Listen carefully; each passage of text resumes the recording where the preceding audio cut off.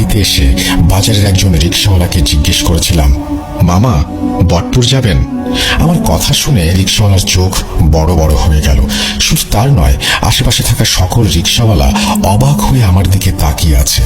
তবে আমার মনোযোগ সামনে থাকা রিক্সা চালকের দিকে। নিজের চোখ দুটি বিশাল বড় বড় করে তাকিয়ে আছে। এইভাবে তাকিয়ে আছেন কেন? যাবেন কিনা বলুন। রিক্সাওয়ালা হক চকিয়ে গেল। নিমেষেই নিজেকে সামলে নিয়ে ভয় ভয় কণ্ঠে বলল, না মামা, ওদিকে যাওয়া যাবে না, সমস্যা আছে। দিনের আলো থাকলে আপনাকে নিয়ে যেতাম, এখন রাত 10টার উপরে বাজে, এত রাতে যেতে পারবো না। এটি বলে রিক্সাওয়ালা তার রিক্সা নিয়ে চলে গেলেন। আশেপাশে থাকা আরো রিক্সাওয়ালাদের যাওয়ার কথা বলতেই তারাও না করে দিয়ে চলে গেলেন।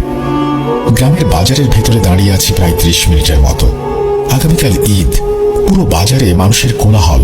কত রিক্সাওয়ালা খালি রিক্সা নিয়ে বসে আছে, অথচ বটপুর যাওয়ার মতো কাউকে পাচ্ছি না।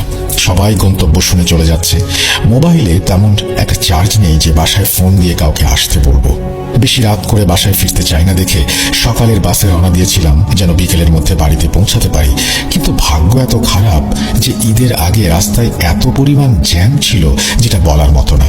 বিকেলের বাস রাত 9টার দিকে গ্রামের বাজারে নামিয়ে দিয়ে চলে গেছে। যত সময় যাচ্ছে রাত গভীর হচ্ছে। একটু পর 11টা বেজে যাবে। বাজারে চেনা কাউকে দেখতে পাচ্ছি না যে তার সাথে বাড়ি যাব। আরো সময় বাজারে দাঁড়িয়ে থাকলে লাভ হবে না, তাই তার চেয়ে পায়ে হেঁটে যাত্রা শুরু করাটাই উচিত কাজ হবে। এবং মাঝপথে রিক্সা পেলে সেটিতে উঠে বাড়ি যাব। যেমন ভাবা তেমন কাজ। দুহাতে 2টা ব্যাগ নিয়ে হাঁটা শুরু করলাম। অন্ধকার রাত, আগামীকাল ঈদ, অথচ আমাদের গ্রামে তেমন কোনো আয়োজন চোখে পড়ছে না। নিস্তব্ধতা ছেয়ে আছে চারপাশে। আমি নাক বরাবর হেঁটে চলেছি। রাস্তার দুপাশে ধান ক্ষেত, অথচ সেখানে কোনো ধান নেই, এখনো মৌসুম আসেনি। ধান ক্ষেত পানিতে ভর্তি হয়ে আছে। হঠাৎ পেছন থেকে একটা রিক্সার আওয়াজ পেলাম। সঙ্গে সঙ্গে পেছনে তাকিয়ে দেখলাম একটা ফাঁকা রিক্সা আমাদের গ্রামের দিকে যাচ্ছে। আমি দেরি না করে রিক্সাওয়ালাকে ডাকলাম, মামা বটপুর যাবেন? রিক্সার পুরো মুখ কাপড় দিয়ে জড়িয়ে রাখা। তিনি রিক্সা থামিয়ে আমাকে উঠতে বললেন। আমি দ্বিধাবোধ না করে রিক্সায় উঠে পড়লাম। রিক্সা চলছে তার আপন গতিতে, আমি তার উপর বসে আছি। হঠাৎ রিক্সাওয়ালা মামা বলে উঠলেন, মামা কি ঢাকায় থাকেন নাকি? হ্যাঁ, কয়েক বছর ধরে বাড়ি আসা হয় না, তাই এবার ঈদের ছুটিতে চলে এসেছি। পায়ে হেঁটে কেন? রিক্সা নিয়ে যেতে পারলেন না?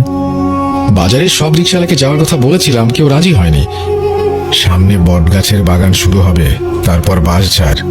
এইসবের ভেতর দিয়ে কেউ রাতে আসা যাওয়া করতে চায় না। বাজার থেকে গ্রামের দূরত্ব 4 কিলোমিটার। এটুকুর ভেতর 4 ধরনের রাস্তা চোখে পড়বে। একটা ধান ক্ষেতের রাস্তা, একটা বটগাছের বাগান, তারপর বাঁশঝাড়, সবশেষে পড়বে একটা কবর।